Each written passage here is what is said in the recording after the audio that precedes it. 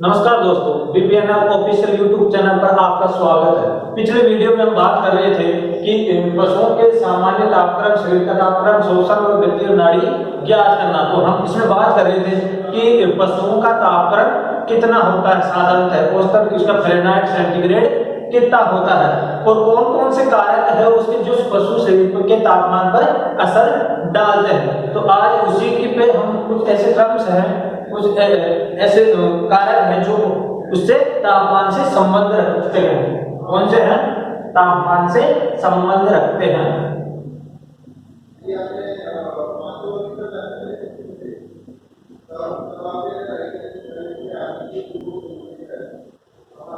तो कौन कौन से कारक हैं ऐसे तो तापमान से संबंध रखते हैं? पहला है अल्प ताप। पहला आता है अल्प ताप। अल्प ताप इंग्लिश में इसे बोलते हैं हाइपोथर्मिया। क्या बोलते हैं? हाइपोथर्मिया। हाइपोथर्मिया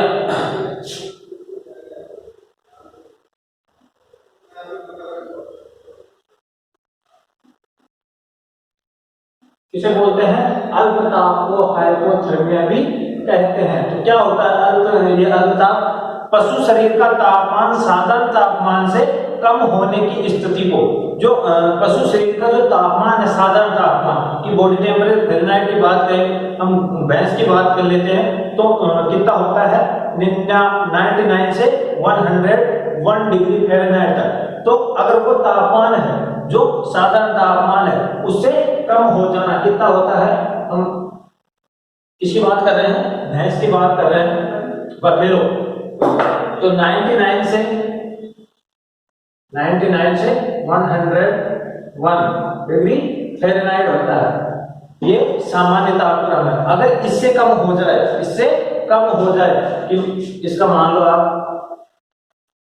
96 से 98 हो जाए डिग्री फ़ारेनहाइट, यानी साधारण तापक्रम से कम हो जाना, किसे बोलते हैं? अल्प ताप को या हाइपोथर्मिया कहते हैं। साधारण तापमान से कम हो जाना। फिर होता है कि ये कौन सी स्थिति में होती है?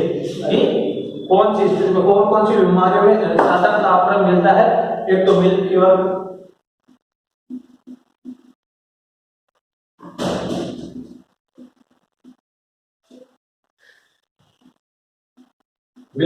में, और होता है डायरिया,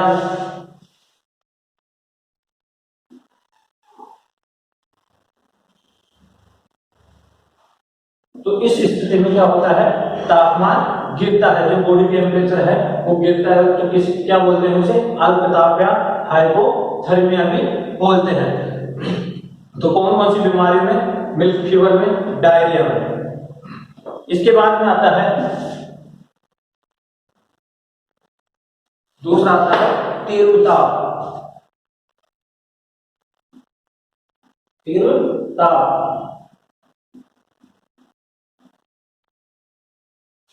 इसे बोलते हैं इंग्लिश में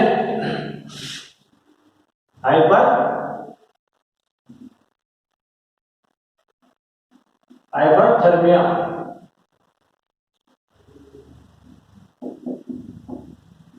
अल्प ताप को बोलते हैं हाइपो और इसको बोलते हैं हाइपर। इसमें क्या होता है? जो पशु का तापमान है वो साधारण तापमान से ज्यादा हो जाने की स्थिति को क्या बोलते हैं? तीव्र ताप या हाइपरथर्मिया बोलते हैं। कम हो जाने की स्थिति को हाइपो और अगर ज्यादा हो जाने की स्थिति को हाइपर। तो क्या बोलते हैं? हाइपरथर्मिया। कौन सी स्थिति में होता है?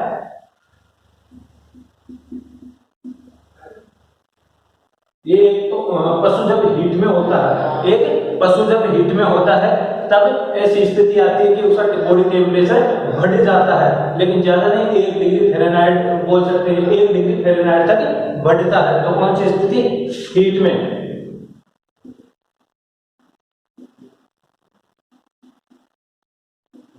हीट की स्थिति में। तीसरा आता है अपने ज्वर, जिसे बोलते हैं फीवर।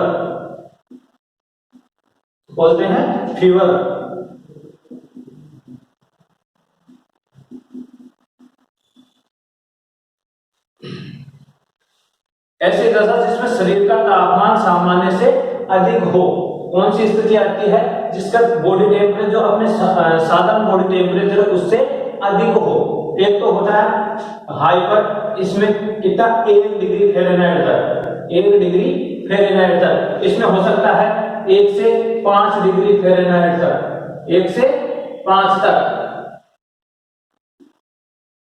तो उस स्थिति को बोलते हैं ज्वर या फीवर, जिसे बोलते हैं हम बुखार। फिर आता है, इसके बाद में आती है अपने नाड़ी।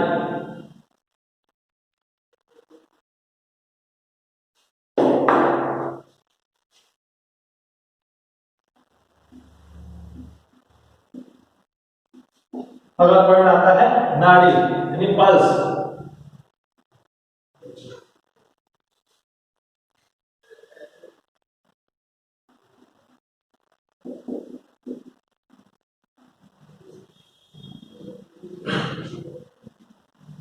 इसमें देखते हैं कि जो हमारी जो पल्स नापी जाती है आमतौर पर इंसानों की, वो कहां से? हाथ से नापी जाती है। तो कौन कौन से पशुओं में जो नाड़ी दर है वो कहां से ज्ञात की जाती है, और नाड़ी दर होता क्या है?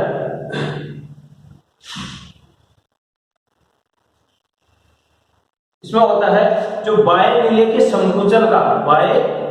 संकुचन का प्रसरण से जो रक्त स्त्राव के दाब से, जो रक्त स्त्राव का जो दाब होता है, जिससे क्या होता है? आर्टिकल वाल का फैलाव लंबी होने की स्थिति को क्या कहते हैं? नाड़ी कहते हैं।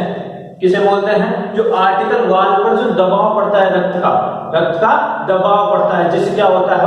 फैलाव, जो एक रक्त दौड़ता है नसों में, उस किसके कारण? दबाव के कारण, उसे कहते हैं नाड़ी, उसे बोलते हैं नाड़ी। अब देखते हैं पल्स लेने के स्थान की बात करें।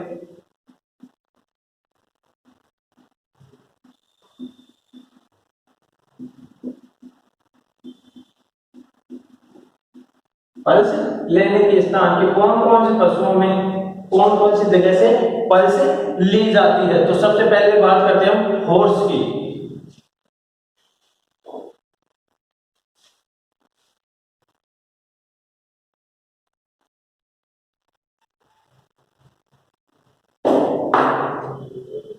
पहला आता है हॉर्स।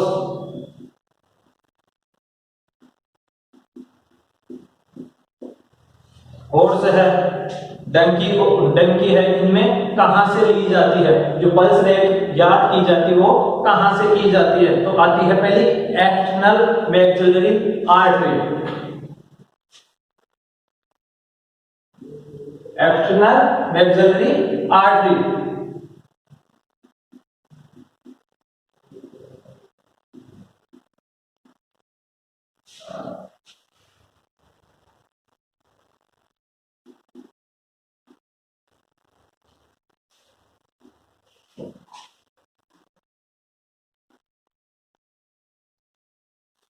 दूसरा है रेडियन आर्टरी। Radian artery.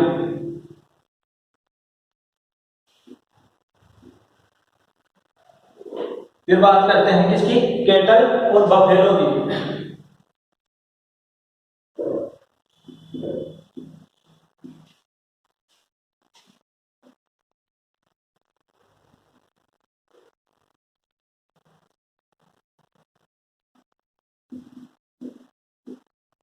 तो इसमें कहां से ज्ञात की जाती है?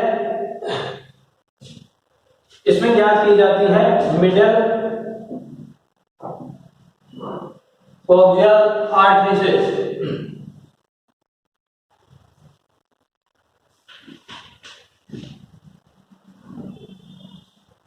Middle coccygeal artery.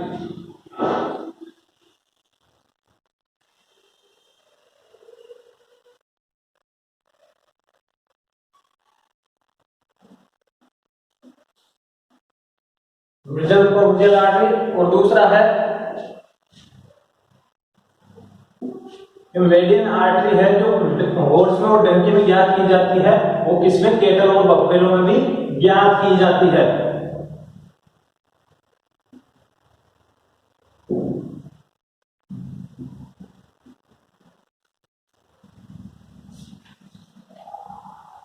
इसके बाद में आता है शीप और गोट में, भेड़ और बकरी में।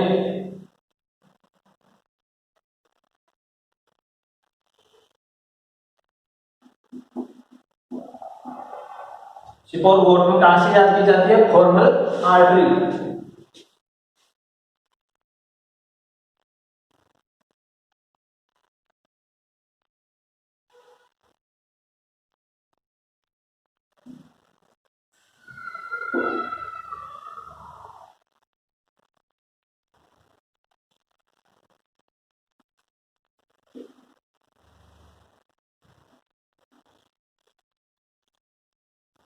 तो ये है कि कौन कौन से आर्टरी से ज्ञात की जाती है, जो नाड़ी फलक है वो कौन कौन सी जगह से पशुओं में, वो कौन कौन सी जगह है जहां से ज्ञात की जाती है। हम बात करें सीधी सी, जो घोड़ा है, जो घोड़ा है उसमें कहां से, जो घोड़ा उसमें एंट्रल मेडुलर आर्टरी यानी यहां से गले के पास से, यहां से उसकी पल्स रेट ज्ञात की जाती है।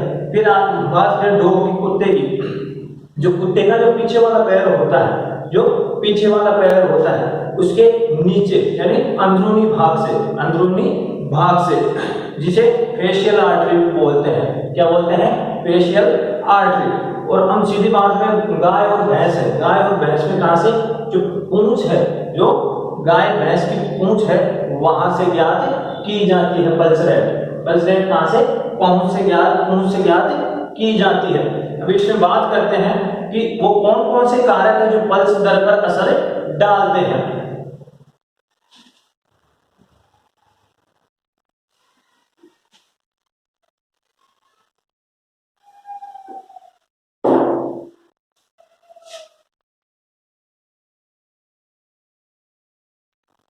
पल्स दर पर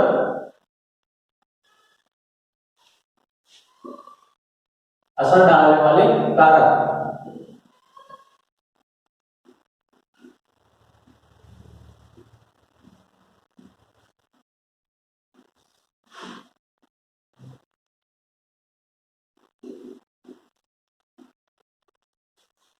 कौन कौन सा? पहला पॉइंट आता है पशु जाति। पशु जाति,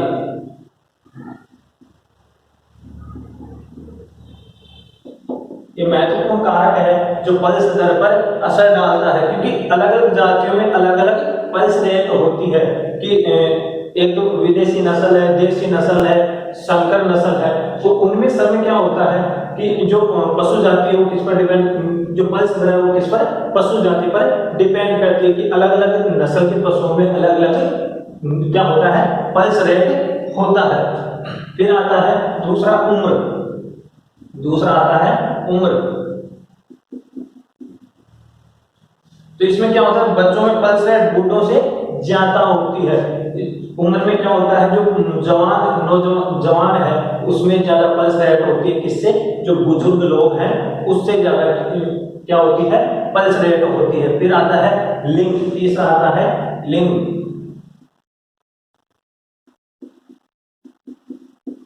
इसमें क्या होता है कि मादा में पल्स रेट नर से ज्यादा होता है। किससे?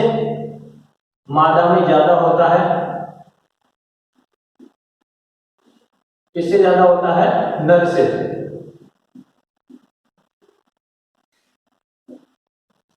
फिर आता है शरीर का उत्सर्जन, शरीर का उत्सर्जन।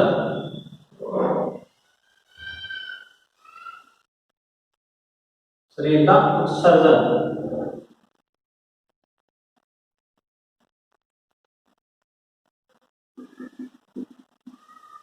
इसमें क्या होता है कि घुड़दौड़ में काम आने वाले घोड़े या आखेट वाले कुत्तों में पल्स दर क्या होता है, कम होती है।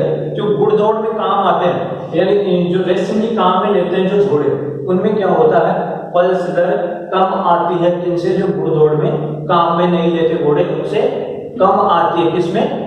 जो घुड़दौड़ में काम में लेते हैं उनमें, घोड़े में जो पल्स रेट है, नाड़ी दर है, वो क्या होता है, कम आती है। फिर इसके बाद में आता है गर्भकाल। इसके बाद आता है गर्भकाल।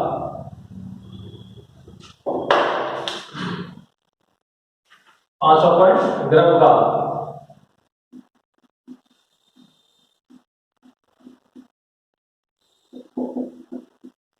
गर्भकाल की बात करें तो गर्भकाल के अंतिम तिमाही में, आखिरी तिमाही में, लास्ट के जो 3 महीने बचते हैं प्रेगनेंसी में, उसमें क्या होता है, पल्स दर 15 से 30% अधिक होती है। 15 से 30%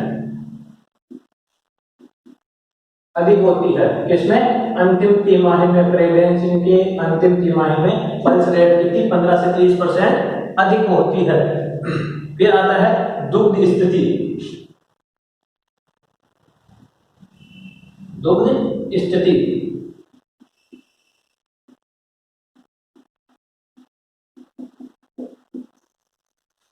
इसमें क्या होता है, जब पशु अपने दुग्ध काल में अधिकतम दूध देने की स्थिति में अधिक होती है। जब मान लो पशु ब्याह हुए 1 महीना हो गया, 2 महीने हो गए, जब अपने दूध पर आती है, यानी वो पूर्ण दूध पर आती है, जब उसकी पल्स रेट अधिक होती है, दूध देने की जब अधिक स्थिति आती है, तब क्या होता है, उसका पल्स दर बढ़ती है। फिर आती है उत्तेजना और कसरत। 7 पॉइंट आता है उत्तेजना या कसरत। उत्तेजना व कसरत, इसमें भी क्या होता है कि पल्स दर बढ़ती है। पल्स रेट जो होती है वो बढ़ती है। किसमें? कि हमेशा पल्स दर को बढ़ा देता है। कौन सा? उत्तेजना में या कसरत में, कि किसी चीज को करने की वो है अपनी इच्छा कि हम करेंगे, तब क्या होता है, पल्स दर बढ़ जाती है। या हम कोई कसरत कर रहे हैं, शारीरिक कसरत, उसमें क्या होता है, पल्स दर बढ़ती है। फिर होता है पेन, दर्द में।